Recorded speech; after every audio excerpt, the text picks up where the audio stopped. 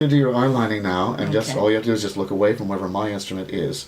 I use an eye open technique, which should be doable with you because your eyes have been well anesthetized, and you'll just feel a little vibration, feel funny, but it shouldn't be really uncomfortable. Okay. But keeping them open is actually safer because then I can always see where your cornea is, and I'm never working over it. So tell me how this feels. It's a funny little vibration, but it shouldn't be terribly painful. Not painful. That's good. Again, if you need more anesthetics, I can wipe you with those as we go along. I'm going to start and break the skin once across, which will make it more receptive for any additional anesthetics. And as we discussed, I'm going to do a very fine line on the bottom. That will be nice and conservative looking. Okay. Feeling okay? Fine. Super.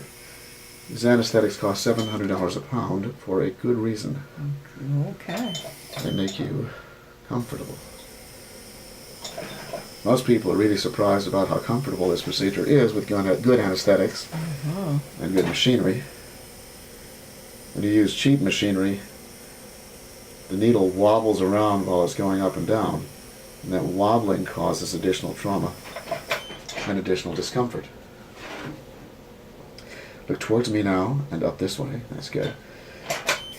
We don't normally go all the way in on the eye because that can look like it's surrounding your eye too much and close it off.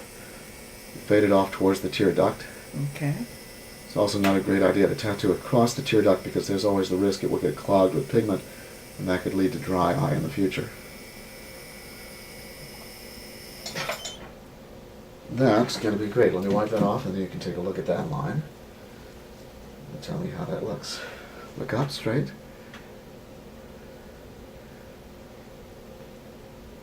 And take a look in the mirror.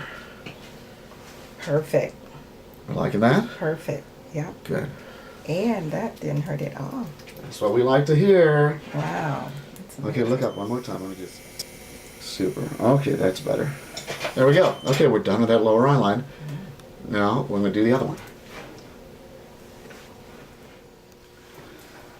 In the old days of permanent makeup, we didn't have any good anesthetics that worked on unbroken skin. It was very difficult. All we could do was ice the client's skin and hope she wouldn't hit us or jump out of the chair. We couldn't do the eyes open technique. And clients always got corneal abrasions because the machine was running across their cornea while we were working. You couldn't see where it was very easily. And the client couldn't control her eye to keep it away from the machine. I developed this technique early in the 90s as soon as we started having better anesthetics available to us. It's made a big difference for my clients. Look down this way towards me. And you can see that I've got the color in your lashes right now, what we call a lash enhancement. Take a look in the mirror. You don't really see eyelining, but it makes your lashes look darker and thicker. It does. It's definitely a difference here. But now do you want something on top of the lash line as well, so it makes it a little bit more cosmetic? Okay, so we'll do that next.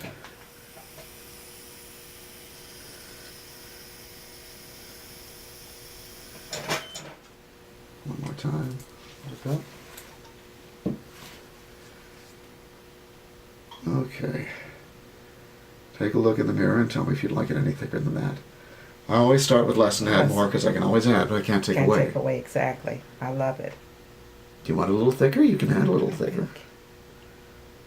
Because that barely shows up. But it barely shows up, but it's nice. But it's nice. Okay, let's just do just a smidge thicker? Mm-hmm. Okay. One more smidge. Oh, that's nice. Okay. Look down towards your nose. You notice you're not getting any bruising. You're not bleeding, really. That's partly because these anesthetics contain epinephrine, and epinephrine shuts down the little tiny surface capillaries, which means you'll be less puffy when this is all done. Okay. But it's also because I'm not working too deeply in the skin. A lot of technicians make the mistake of using too small a group of needles, end up pushing too deeply in the skin. They go through the skin or to the muscle, and they hit little blood vessels, and then they get too much bruising and bleeding. But most people aren't bruised at all. If anything, you're a little puffy afterwards, and your eyes might be a little bit red, but yours don't look like that at all. So you're You doing feel great. great. It's also partly because I'm doing you sitting up. You know, a lot of people do clients laying flat, and that makes fluid collect in their face and get more swollen. Of course, that comes from the fact that a lot of permanent makeup training was done early on by and for estheticians and nurses and people who are used to laying their people down on a flat surface for other non-cosmetic reasons. No makeup artist would ever apply makeup like that. But that's how we were taught to do permanent makeup, because these people from other disciplines were leading the way. So I've worked for many years to try to get permanent makeup people to think more like regular makeup people, because when all is said and done, that's what this is. It's a graphic business. And the more we know about regular makeup, the better our results. Look at me. Now I'm liking it. Okay. I clean a little bit out from the corner of your eye. Look up. Okay, now look in that mirror and tell me how you like it. Oh, I love it. I absolutely love it. Makes a big difference, doesn't it? It does. Oh my gosh. It really does. Okay, let's go for 2 eyes. Wow. All right, here we are with 2 eyes done and 2 brows done. Take a look in the mirror and tell me how you like it. I absolutely love it. Cool. It's beautiful. Ah. Take a look at us over here. That looks great. Now your eyes really pop. Your brows are nice and soft, not too dark, not too black, as you wanted. They're a little browner. Yep. Terrific. This is my magic wand. In your case, you're not really inflamed at all. No, I'm not. But a lot of people who have lighter skin types, lighter Fitzpatrick skin types, they often get red and a little puffy.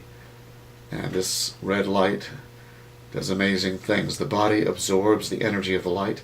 It makes the cells work better, increases energy production and cellular respiration. It speeds healing, it reduces pain, it reduces redness, it reduces inflammation. And you don't feel like you've just been hit in the face with a fish.